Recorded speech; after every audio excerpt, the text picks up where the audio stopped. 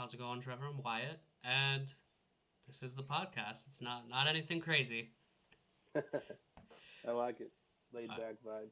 Perfect. Well, and the reason why I was a little late is because, um, it's cold outside right now, so it's the perfect temperature for smoking cheese. So I had to get that going real quick. Smoking cheese. Okay. Yeah. That So sounds like a South Dakota activity. it's definitely like a South Dakota activity. I feel like um, once you get older, um, you start you can do a couple different things. Like there's fishing, there's all this other stuff. But one of the things I got into is like smoking and smoking different things like foods. But Yeah. yeah, apparently during the winter it's the perfect time to smoke cheese, and I've never done it before, so I'm kind of excited to see how it turns out. That's cool. Actually sounds kind of good. I Yeah. um I like I'm from Texas, so we like to smoke our brisket and different stuff like that. Chicken and Yeah, we like our barbecue. I've not pulled the trigger on like buying a brisket and doing it just because I don't wanna mess it up, and then I don't want to get like roasted about it like online. Yeah, there's definitely an art to it. I haven't necessarily nailed it all down, but it's something I'm interested in. That's when you can tell you're getting kind of old. Is when you start considering smoking meats. Yeah, that's what I'm saying. Kind of to your point. Um, so let's get right into it, Trevor. Why don't you introduce yourself to the people and tell them what you do? So yeah, my name is Trevor Shotbit, and I've just been consumed with fishing my whole life. Never really wanted to do anything else. And coming from a carpentry and kind of an artistic background, um, making lures kind of came naturally. And I started out on my own, making some different models. And then when I met up with Caleb from Your Casting Co., the stars really aligned and haven't looked back since. Yeah, I kind of bring the design aspect, and he brings the sales and the time on the water experience from guiding aspect, and it's really a dream team. no, for sure. And where's Caleb located then? He's in North Carolina I on gotcha. Lake Norman. I gotcha. Yeah, so that's kind of like the perfect duo there with design, and then you have somebody that's a fishing guide that can, really put time on the water, test stuff. Yeah, yeah. During our prototyping and development stages of baits, he's able to put in so much more hours than I would ever be able to, just because he's out on the water that much.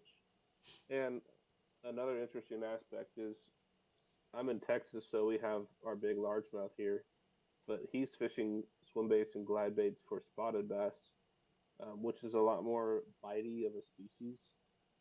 So he gets a lot more reps in for being able to find different problems with the bait because he'll come back to me and he's like, I've caught 100 fish on this bait and it's starting to do this. Now, doing that with largemouth would be much harder to do, Mm-hmm. but him being able to tap into those spotted bass has really helped. Mm-hmm. And they love a glide bait. Yeah, yeah. It seems like I haven't had the opportunity to like fish with like four spots, but like every video that I watch, they just seem to just hammer a lot of different things. They seem super aggressive.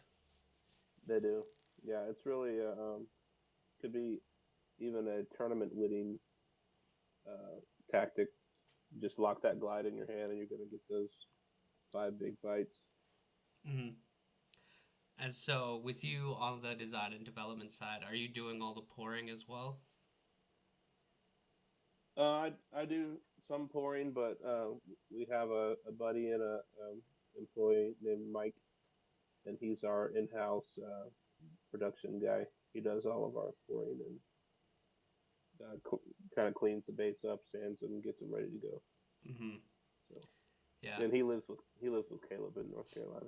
Oh, I got you. And then, um, are those guys doing some of the paint as well? I know you guys do just a lot of like the resin kind of blanks, if you will. Yeah, they're getting into it. So obviously, if we could double down on paint, that'd be awesome. But Mm-hmm. for right now, I do most of the paint, and we have another guy in North Carolina that we sub out to for some paint. But I'm I'm the main painter, Oh, I gotcha. and Caleb just picked it up, and I've been um, teaching him the ways, and he's picking it up really quick. He's doing great. So I suspect within a short amount of time, he's going to be right up there. Yeah, that's sweet, So, dude. Um, so why don't you like walk me through this process of you designing the bait? Because which one did you like with your production baits? Which one did you come out with first? uh, if you want to go way back, I the biscuit was one of my first ones, and Biscuit. it's right here. Oh, okay. It's a four-piece kind of a swimmer style, Mm-hmm. and this was one of my first. And way back in the day, I was making and selling these. But then I got into glide baits, and I made the little and big shad. I have that one too. Sorry.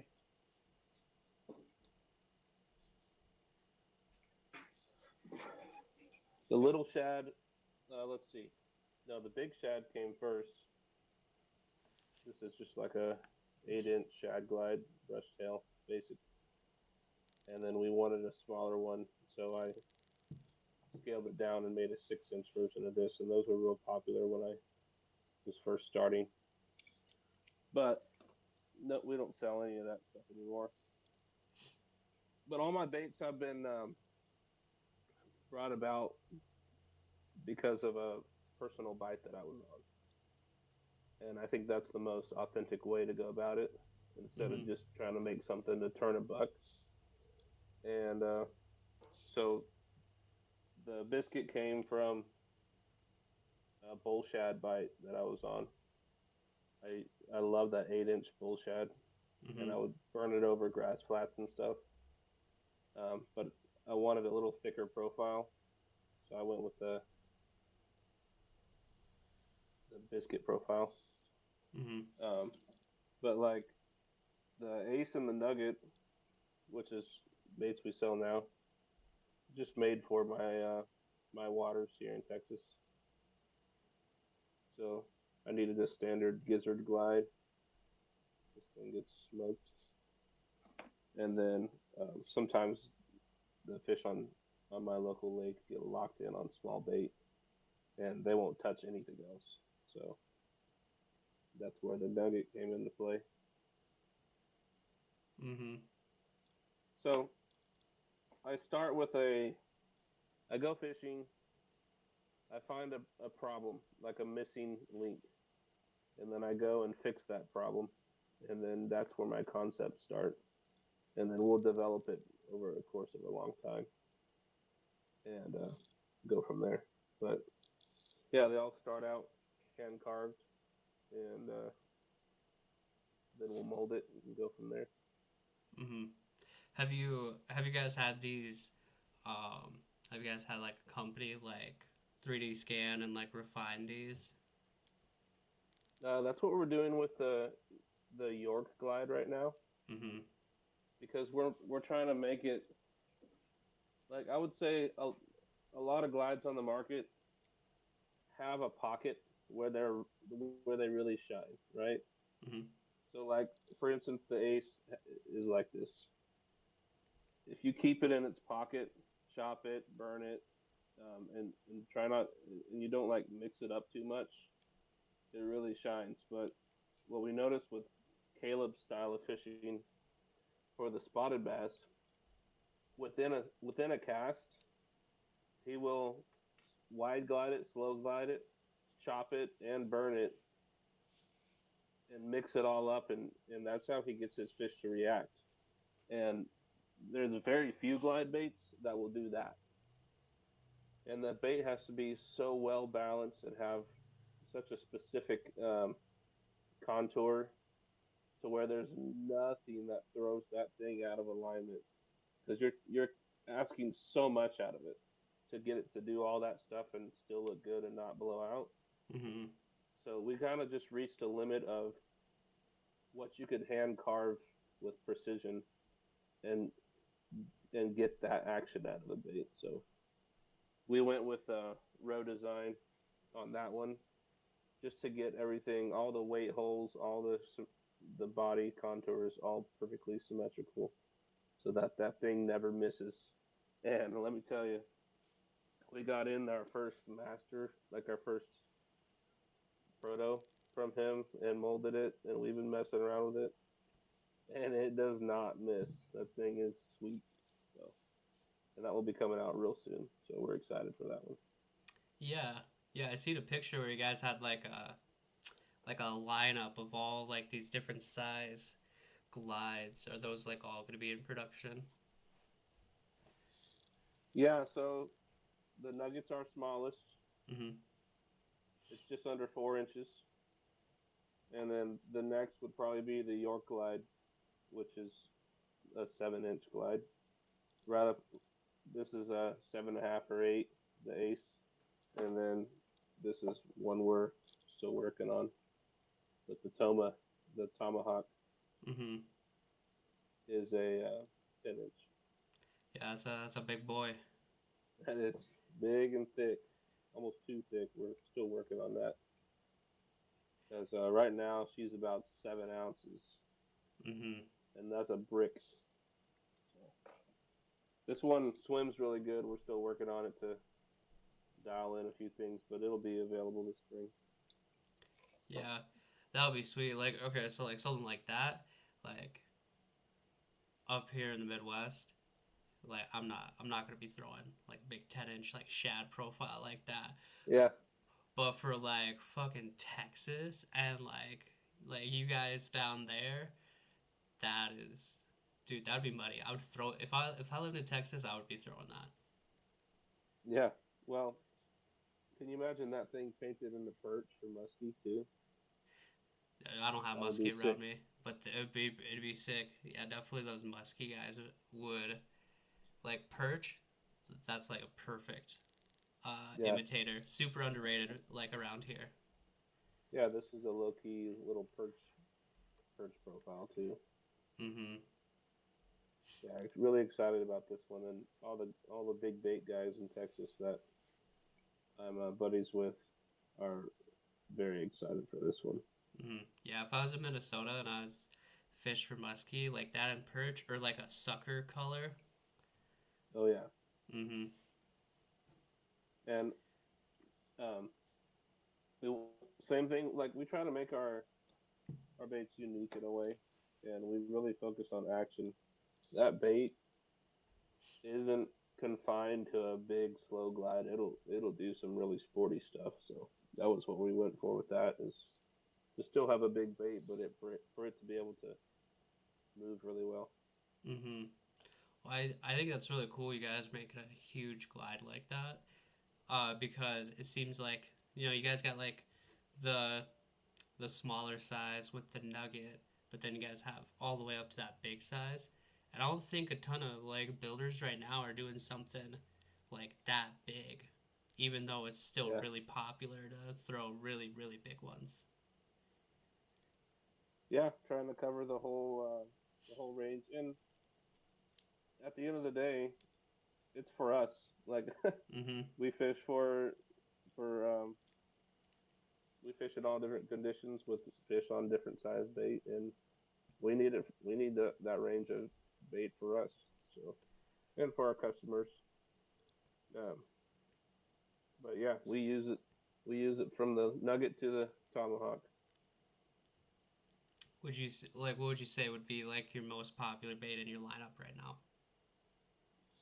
Definitely the Nugget is the most popular just because of its size. It's not as intimidating and it's cheaper. People can afford to buy it. They don't need a special rod to throw it on, and people just really connect with it. It kind of has you have one. Looks like you have one in your hand. It kind of has this this little tangible like you don't want to let it go. It's like this Mm-hmm. little materialistic thing that's ingrained into us. Yeah, It just has that little thing about it where it's like people really connect with it, yeah. No, and these are sweet. the fish have the same sentiment toward it. Mm-hmm. It's Yeah, caught over 25 species in North America, yeah. and turned out to be a crazy trout bait too. Oh, for sure. Cause I got a depths 115 here, and so I've caught trout on this 115, and the nuggets even like a little shorter. Considerably smaller, yeah. Yeah, yeah. Well, maybe like they're I don't know about the same kind of width, kind of their profile that Mm-hmm. way. But yeah, a little Right. bit shorter. But yeah, I definitely am gonna put some trout and some bass on this. Yeah, I just hope I don't lose it to pike. That's my biggest fear. Yeah, I've lost them to pike on our Canada trip. Um, One thing about the nugget that I thought was really unique because I haven't had a chance to fish it yet because of ice. Um, Mm-hmm. but a couple things that I noted that were really cool is you guys got the weight chamber here to Mm-hmm. adjust your sink rate. So I'm assuming this pin just pulls out. Mm-hmm. And one thing that's on this bait that I feel like is a premium feature as well as you guys' rotating hook hangers on this. I think that's super unique to a little glide like this. You don't really see that. Absolutely. Yeah, there's really no other option for us. It's such a glaring benefit for landing fish that we put a swiveling hook hanger on all our baits, and like I've heard like pros talking in podcasts where they'll love a bait from a certain company, but they just won't throw it because it has a fixed hook hanger on it, and they're like, I know I can get it bit, but my land rate goes way down without that swiveling hook hanger. So Mm-hmm. especially like big fish bite this nugget, and it's actually insane the size of fish that this thing has landed. And when they get to rolling and twisting, this is a size 8 treble on there, Mm-hmm. and a number one split ring. So you need as much forgiveness as you can get. So gotta have it. Mm-hmm. Yeah, and I feel like this is like the nugget has like it's just like a good profile that it fits a lot of different paint jobs really well because Yeah, this for looks sure. good in like trout patterns, shad patterns, bluegill. Yeah, just like just as like a This one, super cool one. this Yeah, one in ponds is ridiculous. This bait has caught over 150 fish in ponds. that's wild, dude. That's insane. But yeah, because it's not an intimidating size. It's not like I don't know if you're to get into it. Like these are pretty affordable. And I got this one on on one of you guys' sales, so that was sick. And Sweet. yeah, it's not intimidating because initially you look at swim baits and getting into it, and it's like, oh, these are expensive, these are huge, like, but you don't need a dedicated rod for this. Like, I'm gonna throw this on my Mm-hmm. jerkbait rod, and it would Mm-hmm. probably be perfect. Yeah, that's a misconception that people have is that it's a swim bait and they need to throw it on a swim bait rod. It's a half ounce Mm-hmm. with size 8 treble. So yeah, definitely think very small jerk bait or very small crankbait jerk bait rod. I throw it on a 7-2 medium. Yeah. Well, this is even like this is shorter than like a Vision 110.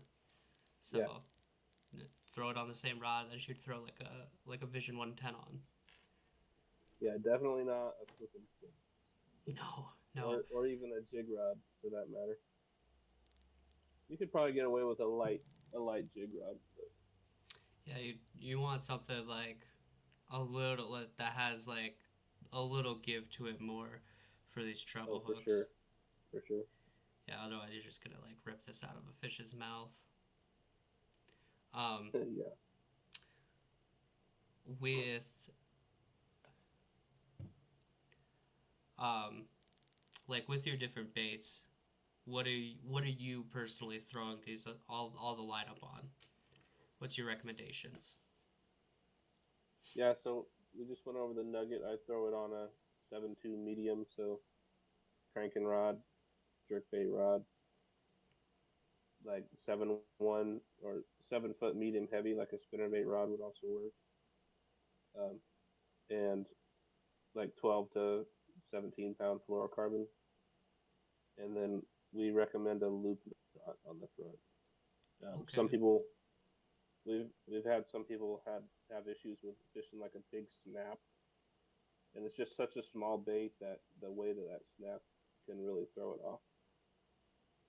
So a loop knot is I fish a loop knot on all my glides, but it especially matters on the Nugget. Mm-hmm.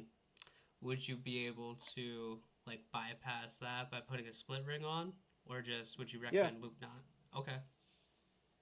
you can put a split ring on. I like the loop knot. It's silent. It's easy to tie. If you once you learn it, the tag end points back toward the bait, so it doesn't catch grass, and it just allows for nice free movement. Now, I wouldn't leave it on if you're fishing it heavy. I would retie it every day because instead of met like a split ring metal being on that front line tie, it's your line rubbing on there. So I retie it often. But that's my favorite personally. Just don't want to throw the weight off. And then the York glide, um, just fish it on a glide bait rod. York Casting makes rods, and they make one that's absolutely dialed for it. It's a 7 foot 9 6 power, so 1 to 2 ounce um, parabolic bend. Um, that's the perfect rod for it. And then the Ace, it's a little heavier. It's more like 2.5, so I like to throw it on my 8 foot swim bait rod. And then the Toma I throw on my Dobbins 890s. Or it's an 8.6 mag heavy, so it'll throw up to 16 ounces, which Dobbins rod ratings are a little crazy because it won't actually throw 16 ounces, but it throws the tomahawk just fine. Mm-hmm. And then for all that bigger stuff, I use 20 pound fluorocarbon. Oh, okay.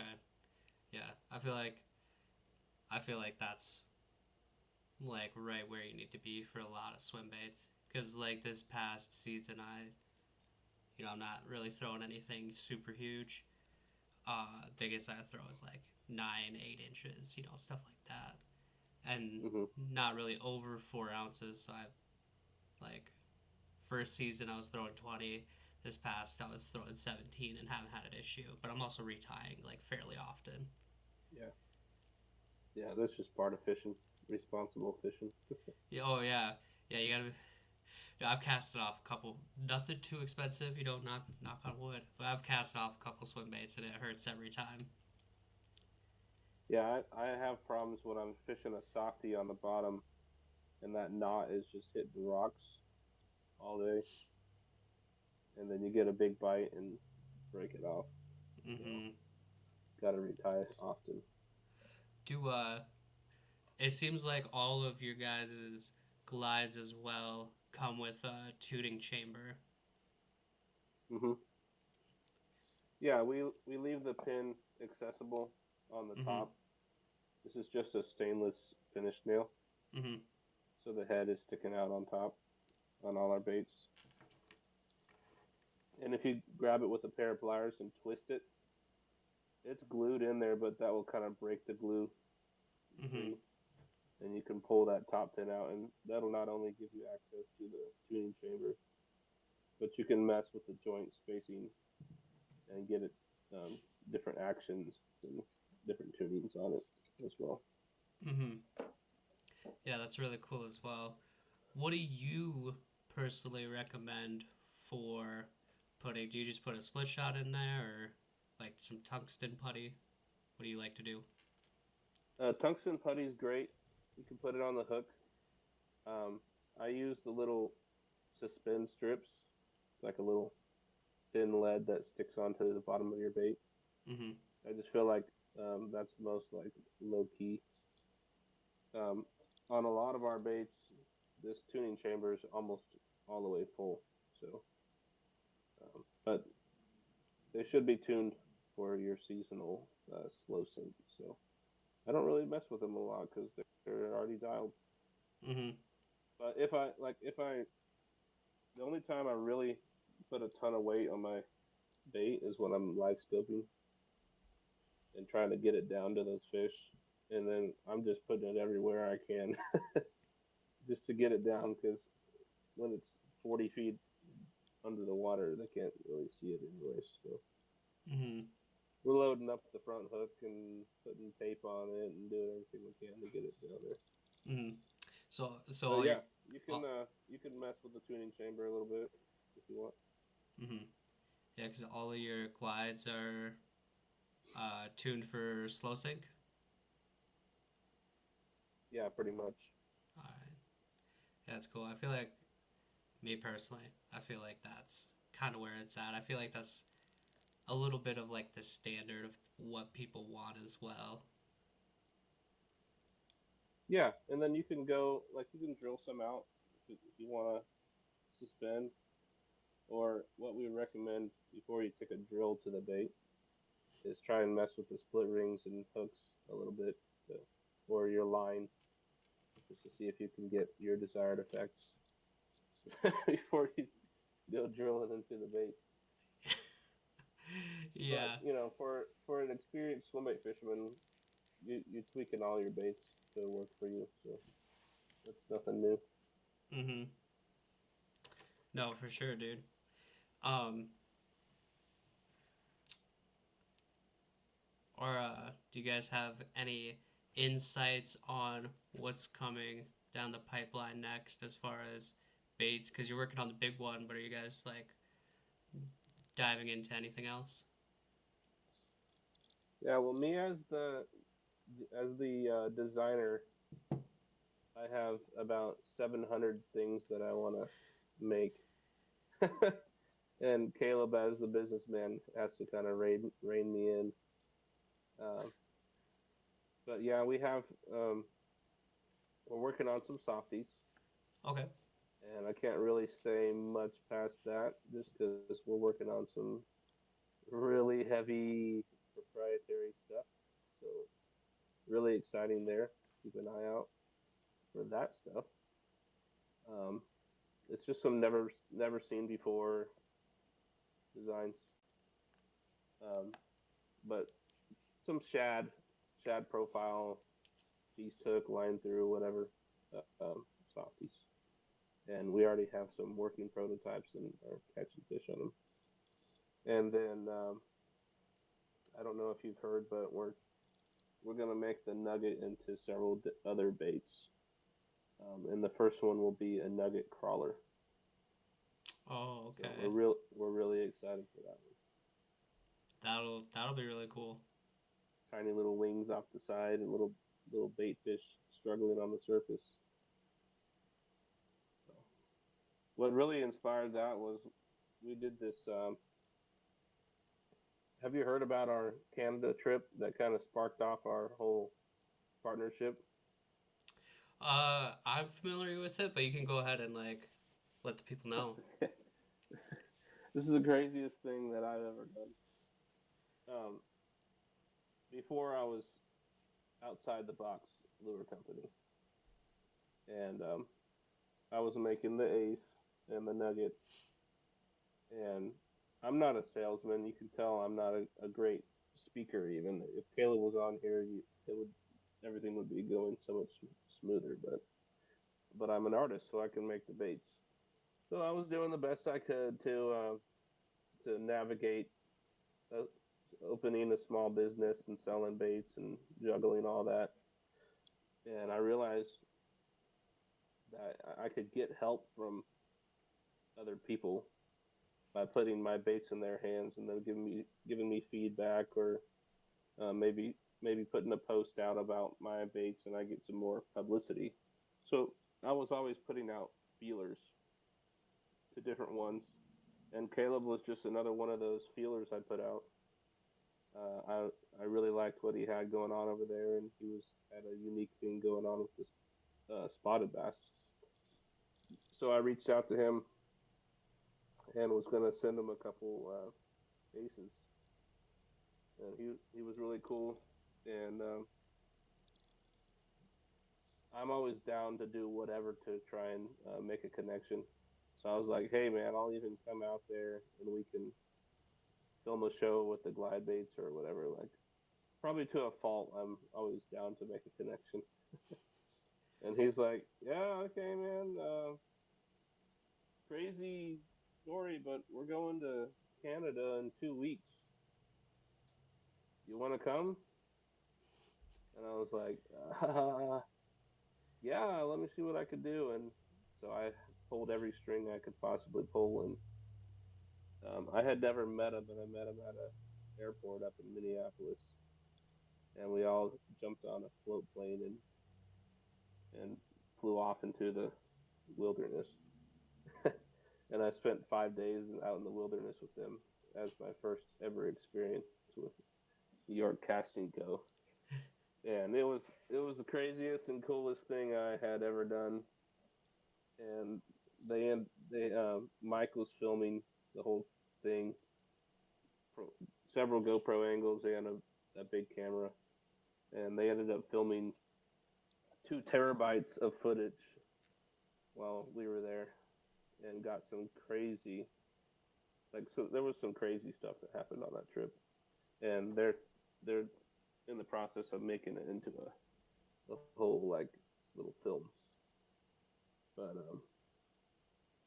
we were on a pretty big lake that only like a couple parties fish the out of the entire year. So like we were four of probably less than 20 people that fish that lake a year. So the fishing was just absolutely off the chain. Giant smallmouth, pike, muskie, and lake trout. And Caleb got on this bite on a Pompadour Junior. You know what that is? Mm-hmm. It's a little crawler. And anyway, that just kind of a roundabout way of getting back to that nugget crawler. But we were like, we need the nugget in a crawler. But that Canada trip was insane, and after that, we kind of hit it off, and we've been partners ever since. Yeah, that's really cool, especially like you can be partnered with somebody that has kind of like established themselves as being a hammer like he is, and Mm-hmm.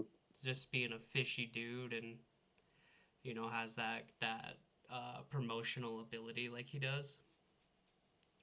Yeah, yeah, he's definitely a dynamic guy. He draws attention for sure. But that's my dude, my homeboy. um, no, that's really cool how that happened for you guys. I'm really looking forward to that. That's kind of one of the trips that I want to make, is going up and doing like a canoe trip to the boundary waters between Minnesota and Canada, like camping and canoeing and fishing. Yeah, yeah, that sounds cool. Yeah, but no one's doing that. Like, try to name somebody else that's like out of the blue, meeting up with other guys in the industry like that, and putting their heads together and coming up with some cool stuff. I feel like we're pretty unique in that aspect, Mm-hmm. and really excited for what that is going to bring in 2025. Mm-hmm. Well, and I feel like the small like garage builders like yourselves and other garage builders out there, it's like you guys are, kind of paving the way for bringing new stuff to market, being creative, doing something different, just not seeing the same shit over and over again. Because, you take you know, like grow design and doing like a soft glide bait. It's like, that's kind of catching on more and more now, but, it happened from a small company. And, Hmm. so like just being able to do unique stuff like that is really, really cool. Yeah, and we're not trying to stay small. Mm-hmm. We're shooting for the moon on this one, but we're we're not going to get there and lose our customer service and our personal touch that we offer. So that's something that we pride ourselves in, is having a connection with our customers, and a connection based on integrity. They know they're going to get their baits. They know they're going to be legit, and if they have a question, they know we're going to respond to their message. So Mm-hmm. we want to maintain that.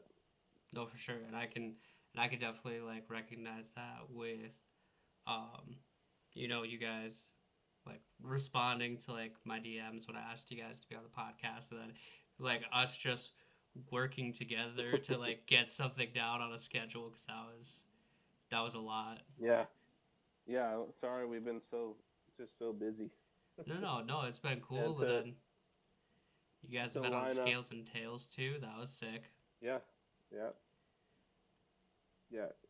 That's a prime example of how much better Caleb is at talking than I am. If you listen to his Scales and Tales episode, Nah, like, man. man, this guy is good at talking. Oh, it's all cool, dude. Um, so with you guys like wanting to shoot for the moon and like grow the company, what does that look like? Are you guys gonna try to do kind of production ABS baits like some other uh, builders have done, like Mike Buka, Chad Shad, Toxic? Potentially in the future, but it's mainly just building a business off of, like I said, integrity and being upfront with customers, and then coming out with banger after banger of baits that we know can't miss. So, Mm-hmm. like with the York Glide, we have gone to the ends of the earth to make this thing the best it can possibly be, and we know it can't miss. If you get it in your hands, it's undeniable. And we know if we keep doing that on each model, then our name will get out there. Oh, for sure. Um, especially trying to do, making things that are gonna hit, and then you guys got some top secret stuff you're working on with your soft plastic. So I'll be looking forward to that. Yeah, the Caleb is more of a glide guy. I would consider myself more of a softy fisherman. So I'm so excited about those softies. That's uh that's all I've been fishing personally. Mm-hmm. Yeah, it seems like when like with swim baits, it's kind of it's a little bit like one or the other. It's like, all right, it's like you like to fish like softies and you have confidence in that, and like then you don't really fish other swim baits or glides a lot, or it's like, or you fish glides and you don't really have the confidence in like softies. So, Yeah, there's a lot to it. Like for Texas, the glide has kind of come and gone. It's kind of old news, and the fish are used to seeing it. And it's just really hard to get it's really hard to catch a fish on a glide here on my waters.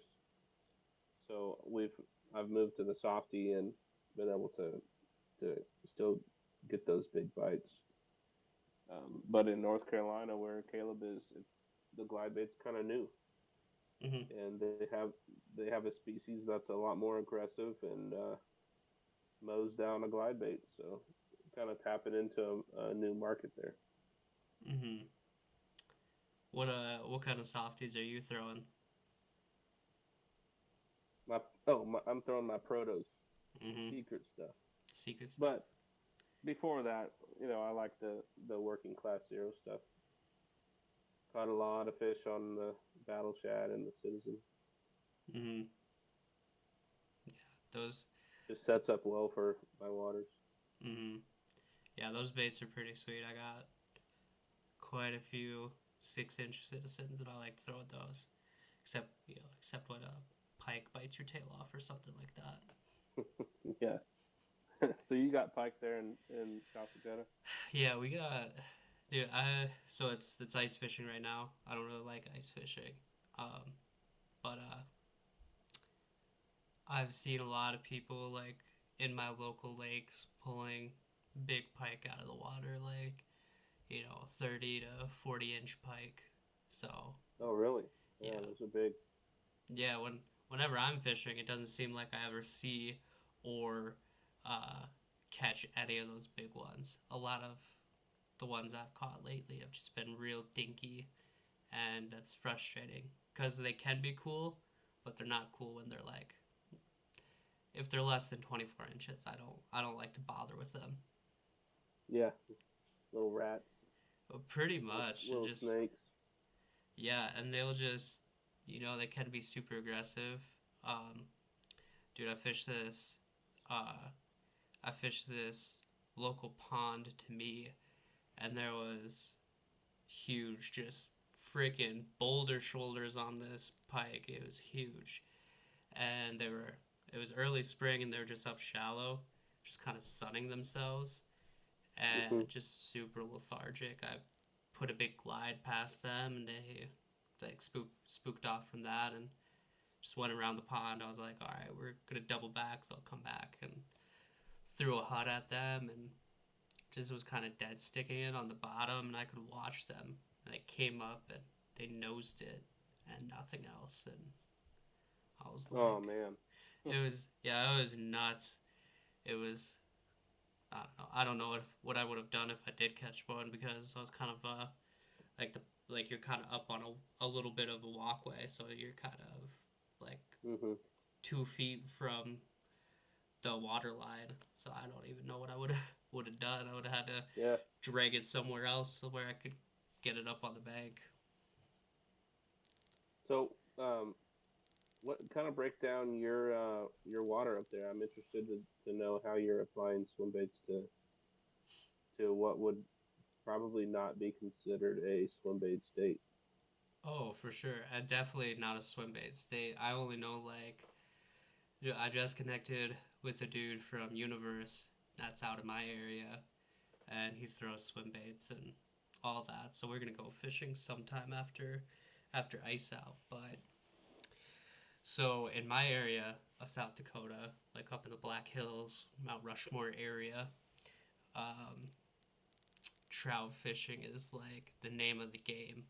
Other parts of South Dakota, it's like walleye fishing, but we also have like a lot of good smallie fisheries, so a lot of people do that as well. Hmm. So I've like eventually, hopefully this next year, I'll be able to go out and uh, fish Lake Oahe, which is a good smallmouth fishery. The Elite Hmm. Series has come through a couple times on it, and but around my area, I've caught. So the lake's set up where they're fairly deep, and off of the bank is pretty like drops off pretty quick as well. So a lot of my fish have come off of weed lines um, that are adjacent to big drop offs. Mhm. and that's been, or like from the bank on a TK or a Gantarelle, stuff like that. Mhm. Um, And those are largemouth. yep, largemouth. Then I catch a lot of pike. I I catch trout on like the depths 115 or some BFS glides that I have, which Mhm. are really sick.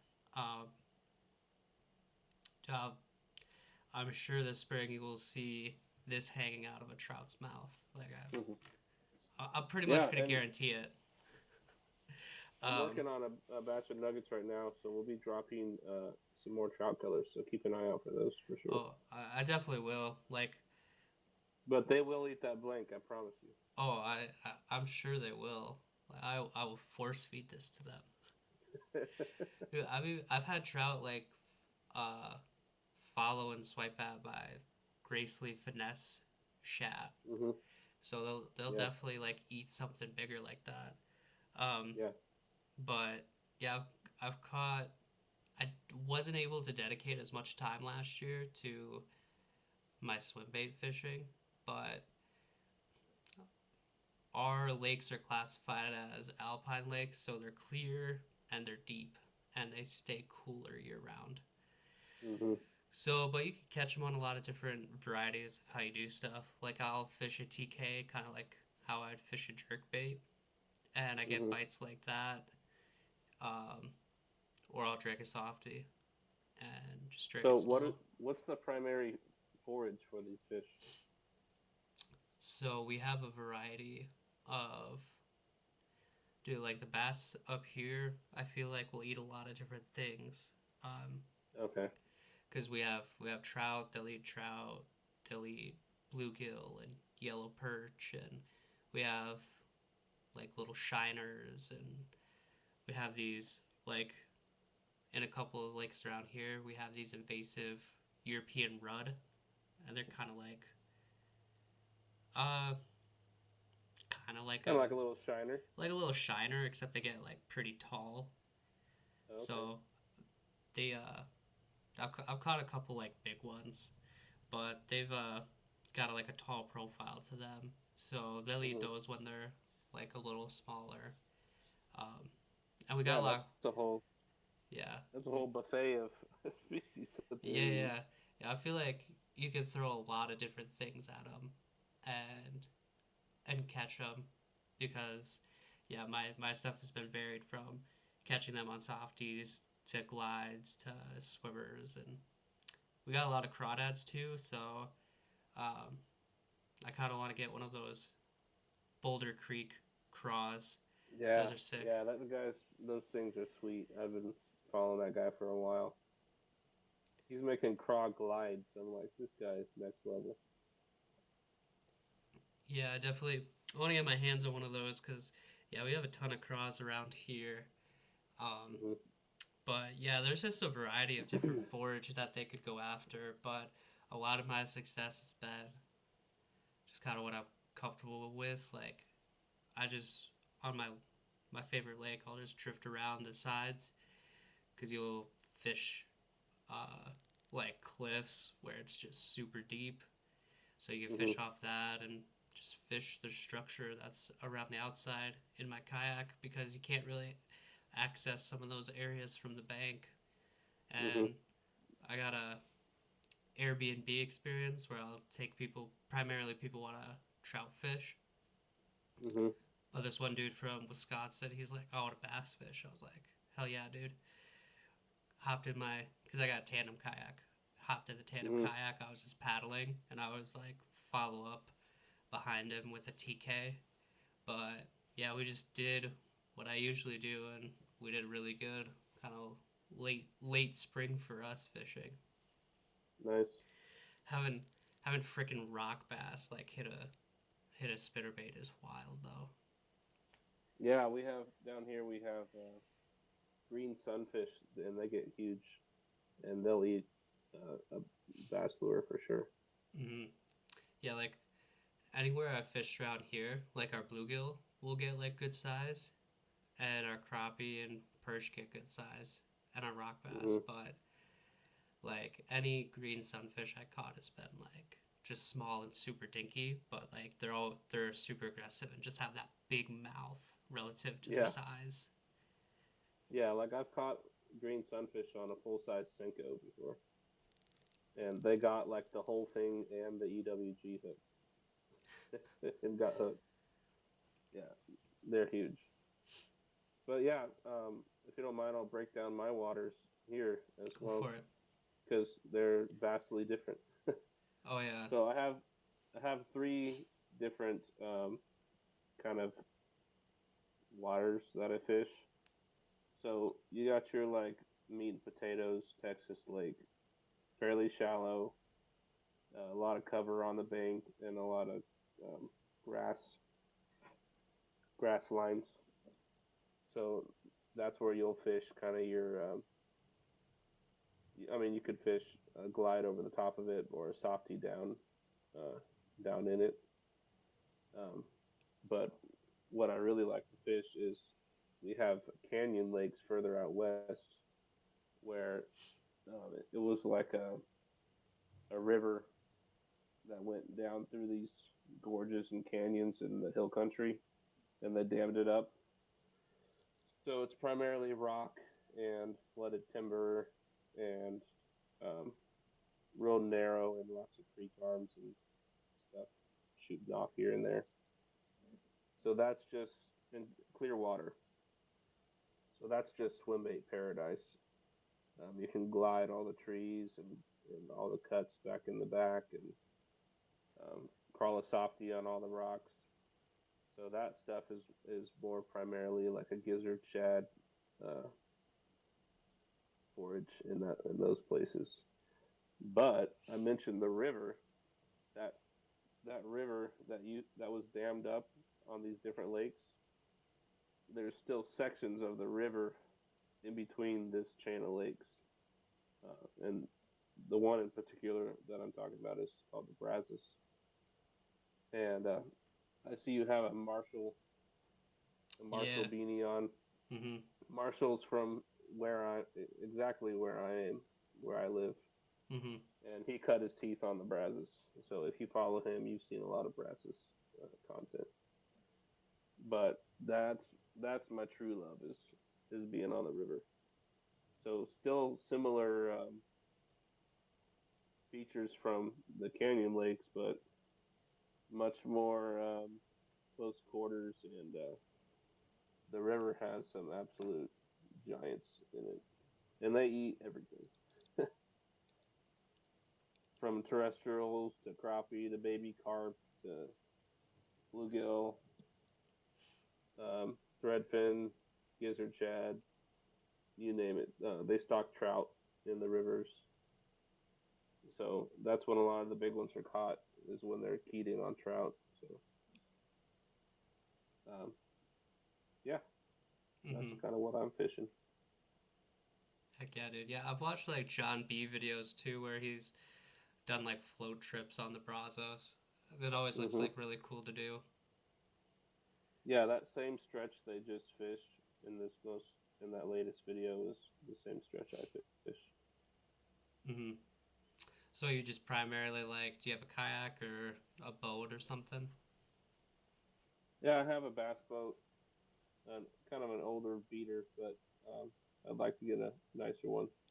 And then I have had I had a Hobie, and that's when I did a lot of my river fishing. But I need to get back out there. I got rid of it, but Mhm. I need to get another one. I do a lot of bank fishing too. Yeah, like a lot of my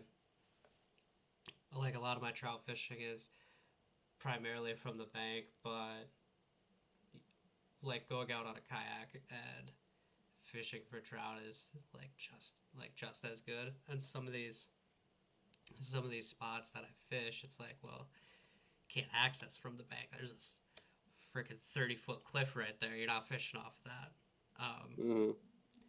But yeah, kind of like how I thought of like getting into swim bait fishing was listening to the Cast and Crank podcast and like whenever Butch Brown would be on, and then also watching uh, uh, Jeff on YouTube, Jeffrey the King, Mhm. and it's like, all right, like listening to Butch and watching Jeffrey, it's like some of like these lakes and reservoirs around me set up very similar, and we have trout. So I was like, I don't see why this wouldn't work.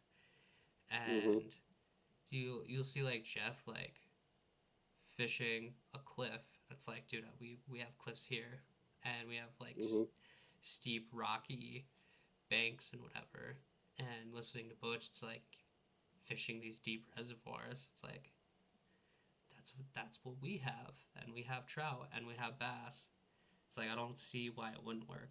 So like my first like big bass on a swim bait was on a Savage Gear pulse tail trout, and you know before that I was catching like little dinky ones on like a TK or a glide, or I was Mhm. catching like dinky pike. So my first big trout was on that like soft bait, and I was like, and it's set up exactly how I thought it would. Steep bank, like so, big drop off in the water and fishing a weed line and just running Mhm. that like parallel to the weed line, and the stars aligned and caught it in my kayak, and I was the video like the GoPro footage is hilarious because I'm freaking out, and yeah, How big was that one? I didn't have my scale, but it was probably it had to be at least a 3. So like Oh yeah. a pretty good, Yeah, that's a nice northern chunk. strain. Yeah. Yeah, for sure. And there's another guy like up here that throws swim baits and he catches uh some nice fish all the time. Oh, I've wanted to fish with him, but he's in the military, so his schedule is like super busy as well. Um, but yeah, we have some good fisheries around here, a little bit underrated, and I wish some of these lakes would have. Some of our lakes don't have bass, but we're it's very unique up here, and we have 2 reservoirs that have lake trout. So honestly, I'll probably be throwing a nugget like at ice out at these lake trout places. Try to fool one of them. Yeah, we had a lake trout take a swipe at the Nugget in Canada. That was kind of interesting. They're like, "Whoa, there's a follower," and they were like, saw the little white tips on the fence. Like, was that a lake trout? That's crazy. Mm-hmm. They'll Oh definitely eat it. yeah. Well, like when I'm out and I'm like taking people like trout fishing, I don't like if they don't have a ton of experience. I'm usually babysitting a lot more. I don't really get to fish while I'm out there with them.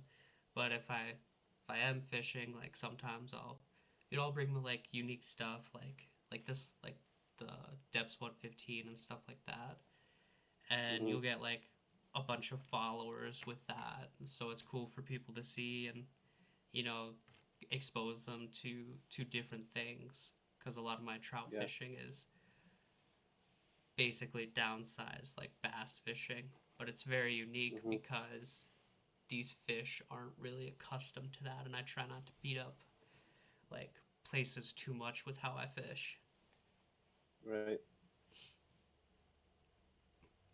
So you were saying 25 species on the Nugget. Like is Yeah. that fresh and saltwater? Um, trying to think. I don't think any. I don't think any saltwater species have been caught on it, which is insane that we caught 25. That we have 25 without having any saltwater species. But there's about 15 that are automatic.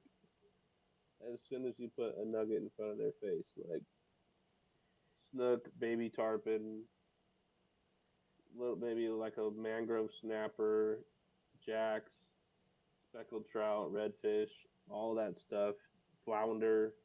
Mm-hmm. All that stuff is smoking a nugget as soon as they see it.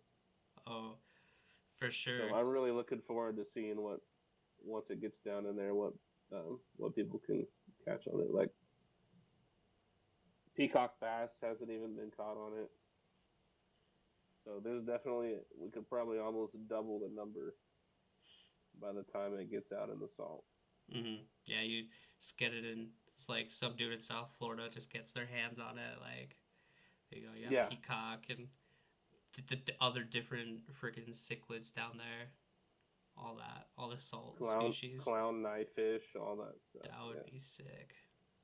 That yeah, was that was my biggest regret when I was living down in Florida. Was working all the time, so I didn't get a chance to fish as much as I'd like. But yeah, not going to South Florida and fishing the exotics and not saltwater fishing as much as I'd like to. yeah. The guys that live down in Florida just have an unfair advantage. Like a lot of the content creators down there, it's like year round they can just go out and catch whatever it seems like. Mm-hmm. I tell you what though, like it's definitely like not as easy as they make it seem because I was living in Central Florida, and when I would go out bass fishing, it's kind of a grind. Like there's a lot of dudes down there that fish, and Hmm. a lot of those like public places get hit hard. And even though you know the old man that I'm talking to at the lake, he's like, "Oh yeah, 14-pounder came out of here," and I'm like, Yeah. "Shit, the biggest one I've caught out of here is like a pound." So, Yeah. The thing is though, it may be difficult, but it's actually a reality there. mm-hmm, For you and I during the winter is not a reality. mm-hmm, So that's the difference. You can go. It's somewhere out there. You just got to go find it. mm-hmm, yeah, because I mean, probably more so in South Florida. for sure, because like down like up here, like from pretty like this year, like our ice came kind of late, but from December to probably until I don't know about mid-April. Like Oh, I'm not fishing. Like I'm just like my buddy ice fishes. So we were texting last night, and he's like, "Hey, my stuff's." He just moved down here. He's like, "My ice fishing stuff is gonna be here on Thursday. Do you want to go out sometime?" It's like, I'll go out with you. Like my buddy Jeff, I'll go out with him. But dude, I'm not spending the money or the time to like get my own ice fishing stuff at this point. ooh, that's tough for a guy that likes to swim bait fish that can't fish for several months. Mm-hmm. That that doesn't have that doesn't ice fish. You got to move. I know. I regret moving back here from Florida, but it is what it is. Um, Yeah, well, that's why like I throw myself into my other projects. If I'm carving some balsa like square bills or yeah, stuff like that, making my own baits or doing the podcast or making YouTube videos and bait making videos. I'll throw yeah. myself into my other hobbies that are fishing adjacent Right. Kind because of makes you focus on those. yeah, because otherwise, um, I'm not doing anything. Or smoking my cheese right now. Smoking cheese. Oh, yeah. Uh, Dude, I tell you what though, I I did a video this past fall, and I smoked one of the trout that I caught, and all these recipes were like calling for these brines. It was like cup of brown sugar, 2 cups of brown sugar, and I'm like, holy smokes! I was like, I don't want to use that much. I used like 2 tablespoons brown sugar in my brine, and when I took it off the smoker, that trout literally tasted like ham, and then it had like a little bit of the trout like aftertaste, but it was still like, Weird. yeah, it was still like sweet, and I was like, this is kind of goofy, but I made it into like a dip, so I had like cream Hmm. cheese and like whatever, like a bunch of different stuff in it. It was so good. Yeah, that does sound good. I'm a foodie, so you got me there. Oh yeah, me too. I've done a couple things. I want to do a couple like bank side catch and cooks where you like catch a fish and Yeah, bam right into the grease. yeah. It's hard to beat the Frank's Red Hot and cornmeal. Mhm. Yeah, I've done that with some yellow perch, and it's where it's at. Yeah, yeah. I'm pretty known in my area for my fried fish, and it's at Frank's Red Hot. Mhm. Yeah, I first seen that like on YouTube with like Lake Fork guy doing that, and I was like, yeah, I gotta try that. I did it with I think Red Hot, or I did it with like Buffalo. Both were good. Mm. I think Red Hot is like a wing sauce. Mhm. Yeah. Well, cause like Red Hot, they have like their hot sauce, and then I know they also have like they have a Buffalo hot sauce as well. Oh, that's right. That's right. I have seen that. Um, I will say though, and I might be a little biased, but as far as like the Midwest goes, I would say we have some of the best eating freshwater fish here, just because we have walleye and yellow perch and crappie. Like those are kind of my top three. Yeah, yeah. That's good. That's some good stuff. A lot of the fish around here you don't probably don't want to eat. Yeah, I know some of the. Get your mercury in for the day. Start glowing in the dark. Mm-hmm. I know some of the. When I was in Florida, I was fishing this retention pond in the neighborhood I lived in, and I was catching some like big tilapia. And so the Hmm. old people were like, "Are you gonna keep those?" I'm like, "Frick, no, dude." It's like I work for a. I was like, I work for like a pest and lawn company, and this manicured lawn that you guys have next to this retention pond, who knows what kind of runoff we're having. Exactly. Make your teeth fall out. Yeah, yeah, I'll probably start like turn green or something like the grass. Exactly. Grow a second nose or something. um, what's your philosophy on eating bass? I know that's kind of a can be a controversial topic. It's not controversial to be. I did some work in lake management for like private lakes, and harvest is the backbone of managing a trophy bass fishery. Mm-hmm. Um, so I don't think that as far as killing a certain slot limit of fish that's overpopulated, I think that could be healthy for a fishery. Aside from that, I just don't think bass is that good. Mm-hmm. Now we did eat a lot of smallmouth when we were in Canada, and that was probably the best fish I've ever had. Mm-hmm. But around here we eat striper and crappie. Mm-hmm. Yeah, that's what it seems like. Cause like down south, like down in Florida when I was living there, a lot of people were big into catching crappie and cooking them. Yeah, Yeah.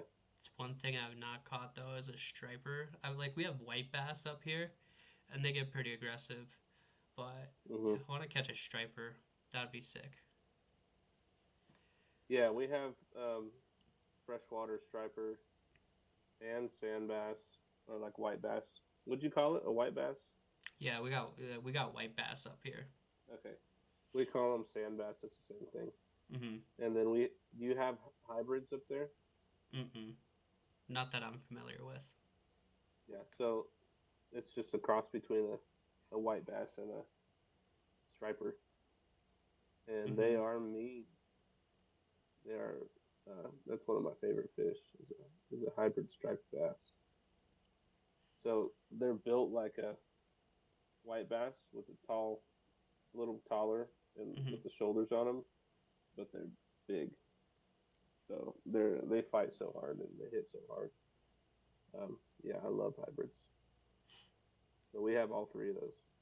Mm-hmm. But Texas just takes really good care of their waters Yeah. with their stocking programs and their management. Mm-hmm. Yeah, it seems like Texas does a really good job. I would say, like up here in South Dakota, they do a good job with what they like with what's popular. So out here it's trout. Other parts of our state it's walleye. So it's like Hmm. those two things they do really well. Um, yeah, I just wish more of the lakes around me had bass. I don't think they'd, especially like the trout that are living in those places are already big. Like a 20-inch trout's not gonna get hammered by, you know, a 2 pound bass. It Hmm. just doesn't work like that. Um, but I think that having that relationship between bass and trout would create bigger, would create bigger trout because trout can be very aggressive, but also create bigger bass with the right forage. Yeah, Mm-hmm. yeah. Texas is just a big bass factory, and there's a big following down here for it. Brings in a lot of money to the state, so Mm-hmm. Well, and you they guys definitely have facilitate it. yeah. Well, you guys have the share lunker program, so you guys are just pumping out genetic freaks. Yep, yep. That's yeah. They're basically taking 13 plus pound largemouth, breeding them, and putting those babies right back into the same body of water. Mm-hmm. What's the uh, what's the biggest bass that you've caught on your lineup for each bait? Ooh, um, the nugget. You're saying bass? You know what? Just dealer's choice. You can whatever species you wanna. I'm not good with numbers, but I'll do the best I can. I want to say the nugget has caught bass up to like 6 pounds. Mm-hmm. It's caught trout up into the mid 20s. Caught massive striper. It's caught muskie and pike. It's caught 30-inch bowfin, um, hybrids, white bass, catfish, all kinds of stuff. Definitely the numbers. All the panfish species, giant crappie. Crappie love the nuggets, especially when they come up shallow in the spring when they're spawning. Um, the York Glide has caught uh, mainly giant spots because it's designed for Caleb's fisheries. So it's caught spots up to probably five, low fives, and then trying to think if it's caught any big largemouth. I don't think it has yet. But the ace has caught the biggest on the ace is a 910, and that was here in Texas by our buddy Manny B. You follow him? I don't think so. I've if you guys have reposted stuff though, I've probably seen him. Yeah, yeah. He lives down in South Texas and fishes some really special water, and all the biggest bass on the ace have come from him. But yeah, 910, just shy of a double digit. Mm-hmm.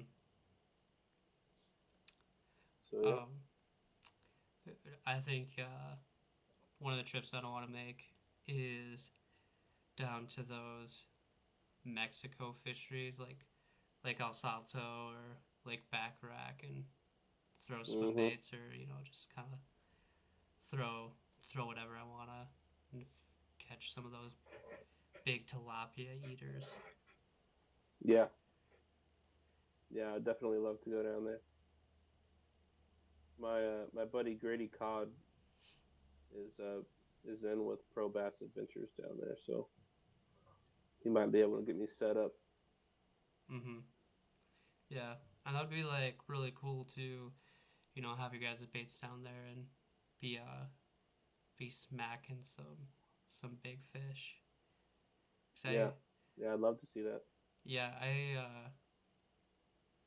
I've like listened to podcasts of like different people that have gone down there, and they say they're like really hard on gear down there just because they're freaks and they fight really hard even. Yeah. Well, heck yeah, man. Well, we'll start wrapping this up here. So, where can the people find you at for the lures and everything? Yeah. So the main pages for the company are going to be York Casting Co. or Company. Um, the YouTube is York Casting TV, and our website is yorkcasting.com. My personal page is York Casting Trev, so it's a little more bait design specific. So that's where you can find me. But yeah, follow along with York Casting Co. for if you like what we do for our baits. Mm-hmm. Yeah, I would definitely say if like somebody was wanting to dip their toes in the water, like the Nugget is probably one of the places to start. Like, dude, screw an S waiver. Like, I would start with like a garage built bait. Yeah, yeah, the Nugget is definitely the place to start. A lot of guys, a lot of our customers are learning how to fish their glide bait with the Nugget and then bumping up to a larger size. Mm-hmm. Yeah, for sure, dude. Well, heck, Trevor, I mean, I personally think that you did a good job. You know, uh, I thought this went really well, and I really appreciate you taking time to hop on here. Yeah, man, thanks for having us.